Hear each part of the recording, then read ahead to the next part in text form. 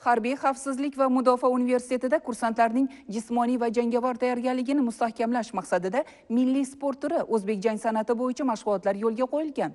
Hamkasbimiz Javohir Ibadullayev mashg'ulotlarni bevosita kuzatib qaytdi. Hozir shu haqda.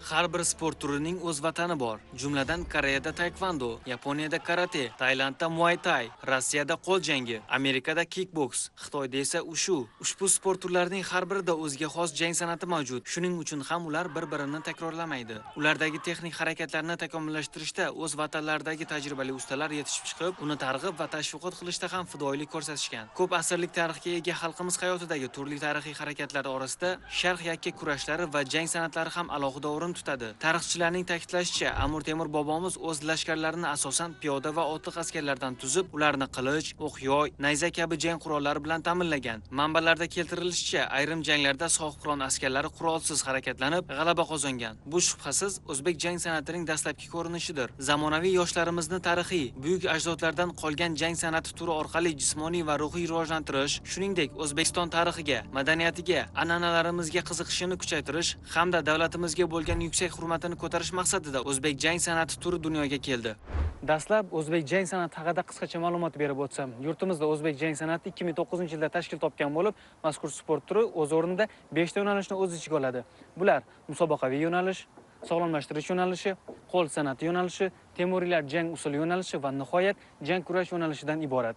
Po'lat Usmonov muallifligida yozilgan O'zbek jang san'ati kitobida ushbu yo'nalishlar haqida batafsil tushunchalar keltirib o'tilgan.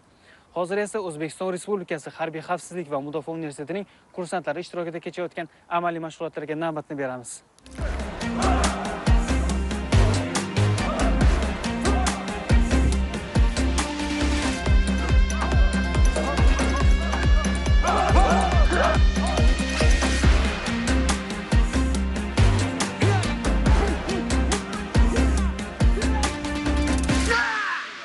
Mazkur mashg'ulotlar yosh harbiylarning jismoniy tayyorgarligini yanada mustahkamlash, ularda chaqqonlik, jasorat hamda harbiy mahoratni rivojlantirishga qaratilgani bilan ahamiyatlidir. Mashg'ulotlarga O'zbek jang san'ati federatsiyasidan tashrif buyurgan tajribali murabbiylar jalb etilgan bo'lib, ular haftasiga 4 kun davomida kursantlar bilan o'quv amaliy mashg'ulotlar olib bormoqda. Ustoz murabbiylar tomonidan jang san'atining sir asrorlari, himoya va hujum usullari hamda tezkor qaror qabul qilish kabi muhim jihatlar bosqichma-bosqich o'qitilmoqda. Hozirda biz Harbiy xavfsizlik va mudofaa universiteti umumqo'shin fakulteti 3-bosqich kursantlari navbatdagi o'zbek jang san'ati mashg'ulotlarida qatnashib kelmoqdamiz. O'zbek jang san'ati federatsiyasidan mutaxassis murabbiylar jalb qilingan bo'lib, o'zbek jang san'atining o'ziga xos jihatlari, usullari, sir asrorlarini muntazam o'zlashtirib kelmoqdamiz. O'zbek jang san'ati biz bo'lajak ofitserlar, balki barcha harbiy xizmatchilarga kelajakda harbiy faoliyatdagi uchrashi mumkin bo'lgan murakkab vaziyatlarda chiqib ketishiga o'z samarasini beradi. Mashg'ulotlar davomida dastlab kursantlar maxsus tayyorlangan jangovar qurollar yordamida turli mashqlarni bajarishdi. Bu jarayonda ular qurollardan to'g'ri foydalanish, harakatlarni aniq va muvofiqlashtirilgan holda bajarish ko'nikmalarini yanada mustahkamladilar.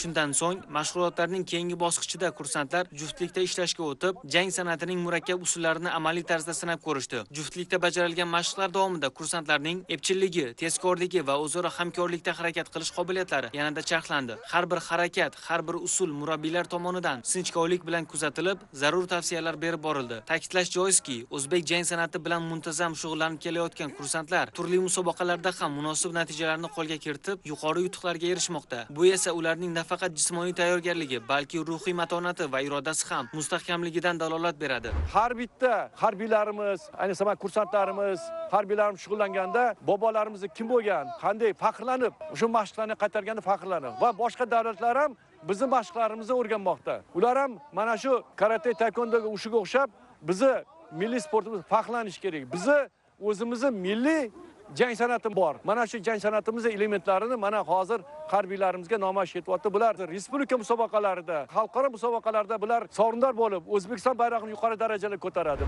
Bunday amaliy mashg'ulotlar yosh harbiylarning har tomonlama barkamol bo'lib yetishishida muhim ahamiyat kasb etadi. Zero jismoniy chiniqqan, ruhiy jihatdan bardam va harbiy mahorati yuksak bo'lgan kursantlar kelgusida vatan himoyasida ishonchli tayanch bo'lib xizmat qiladi.